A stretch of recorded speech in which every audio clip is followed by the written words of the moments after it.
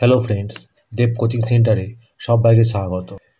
আজ তোমাদের জীবন মুখোপাধ্যায় লেখা দশম শ্রেণীর ইতিহাস বইয়ের অষ্টম অধ্যায় থেকে সংক্ষিপ্ত উত্তরভিত্তিক প্রশ্নোত্তর নিয়ে আলোচনা করব, যার মান 2।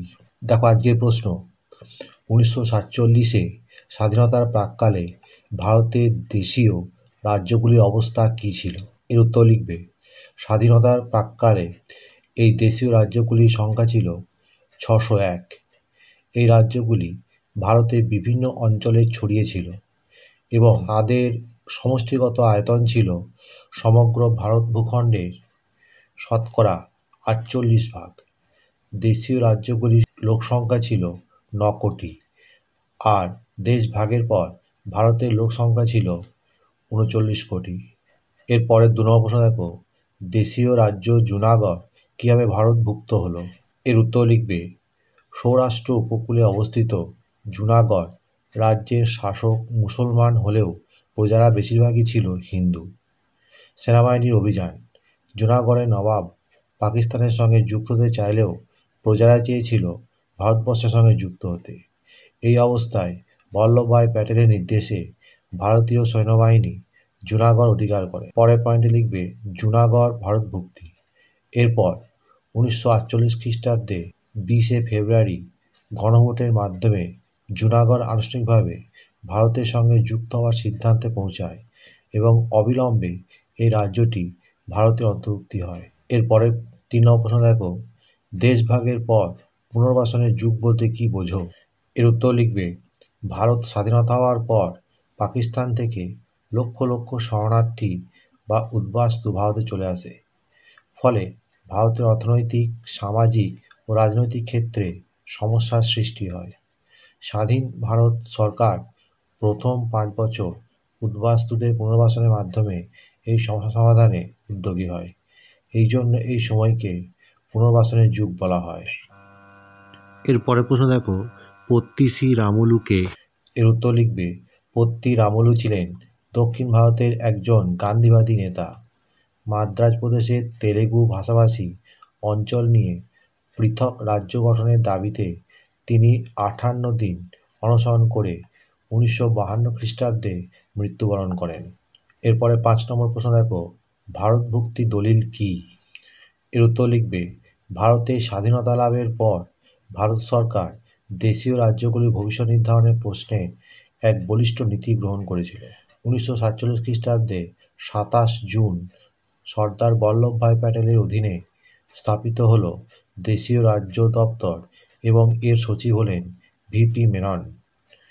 মাউন্টব্যাটেনের পরামর্শে প্রায় সমস্ত দেশীয় রাজ্যগুলিকে বিশাল পরিমাণ ভাতা, খেতাব ও অন্যান্য সুবিধার প্রতিশ্রুতির বিনিময়ে ইনস্ট্রুমেন্ট অফ অ্যাক্সেশন নামে একটি দলিলে স্বাক্ষর করে ভারত ইউনিয়ন যোগদান করান।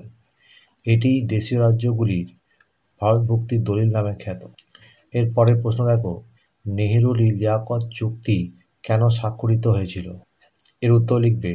1947 খ্রিস্টাব্দের 15ই আগস্ট স্বাধীনতার পর ভারতের কাছে প্রধান সমস্যা ছিল উদ্বাস্তু সমস্যা। পাকিস্তান থেকে ভারতে বহু শরণার্থী চলে আসে এবং ভারত থেকে পাকিস্তান বহু শরণার্থী চলে যায়। দাঙ্গাবহুল এই সমস্যার মোকাবিলা করার জন্য 1950 সালে 8ই এপ্রিল নেহেরু-লিয়াকত চুক্তি স্বাক্ষরিত হয়। এর মাধ্যমে ভারত সরকার 1947 থেকে 1952 খ্রিস্টাব্দ পর্যন্ত উদ্বাস্তু পুনর্বাসনে উদ্যোগী হয়। 7 নম্বর প্রশ্ন দেখো, কী পরিস্থিতিতে কাশ্মীরের রাজা হরি সিং ভারতভুক্তি দলিলে স্বাক্ষর করেন? এর উত্তর লিখবে। কাশ্মীরের রাজা হরি সিং ভারত অথবা পাকিস্তানের যোগ না দিয়ে স্বাধীন থাকতে চেয়েছিলেন, কিন্তু পাক মদতপুষ্ট হানাদাররা কাশ্মীর আক্রমণ করলে হরি সিং ভারতের কাছে সামরিক সাহায্য প্রার্থনা করেন। ভারত সরকার সামরিক সাহায্য করলে হরি সিং ভারতের সঙ্গে যোগ দেন এবং ভারতভুক্তি দলিলে স্বাক্ষর করেন। এর পরের প্রশ্ন দেখো, রাজ্য পুনর্গঠন কমিশন কেন গঠিত হয়েছিল? এর উত্তর লিখবে। প্রধানত 2টি উদ্দেশ্যে ফজল আলীর নেতৃত্বে 1953 খ্রিস্টাব্দে রাজ্য পুনর্গঠন কমিশন গঠিত হয়। যেমন 1. রাজ্য পুনর্গঠন করা হবে কিনা বা হলেও এর ভিত্তি কী হবে তা ঠিক করা। 2. রাজ্য ও কেন্দ্রশাসিত অঞ্চল গঠন এবং ভাষাভিত্তিক রাজ্য পুনর্গঠনের সুপারিশ করা। এর পরের প্রশ্ন দেখো, দার কমিশন কেন গঠিত হয়েছিল?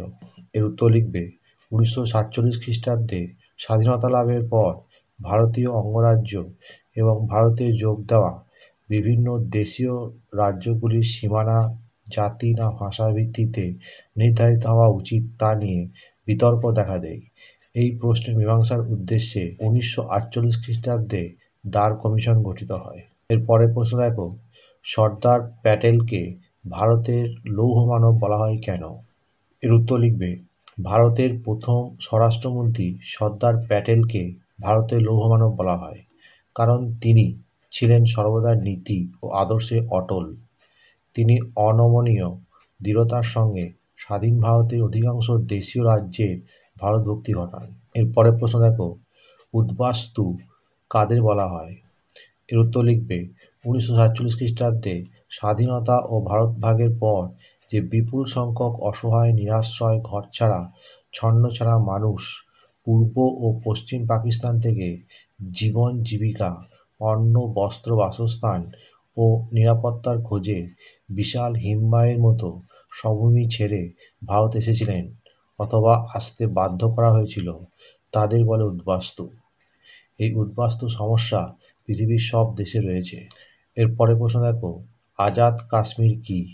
এর উত্তর লিখবে 1947 খ্রিস্টাব্দে ভারতের স্বাধীনতা লাভের সময় কাশ্মীর ছিল একটি দেশীয় রাজ্য। এই সময় কাশ্মীরের রাজা হরি সিং ভারত ও পাকিস্তান কোনো রাষ্ট্রে যোগদান না করে স্বাধীন থাকতে চেয়েছিলেন। এই অবস্থায় 1947 খ্রিস্টাব্দের 22শে অক্টোবর পাকিস্তানের মদতপুষ্ট হানাদার বাহিনী কাশ্মীর আক্রমণ করে। হরি সিং ভারতভক্তির দলিলে স্বাক্ষর করার পর ভারতীয় সেনাবাহিনী কাশ্মীরের 2/3 উদ্ধার করলেও বাকি 1/3 পাকিস্তানের দখলে থাকে। এই অঞ্চলটির নাম দেওয়া হয় আজাদ কাশ্মীর। আজকে শেষ প্রশ্ন দেখো, রাজাকার কাদের বলা হয়? এর উত্তর লিখবে দেশীয় রাজ্য হায়দ্রাবাদের শাসক ছিলেন নিজাম ওসমান আলী খান। হায়দ্রাবাদের শাসক মুসলমান হলেও এখানকার প্রজাদের 85% ছিল হিন্দু এবং তারা ভারতের সঙ্গে সংযুক্ত হওয়ার পক্ষপাতী ছিল।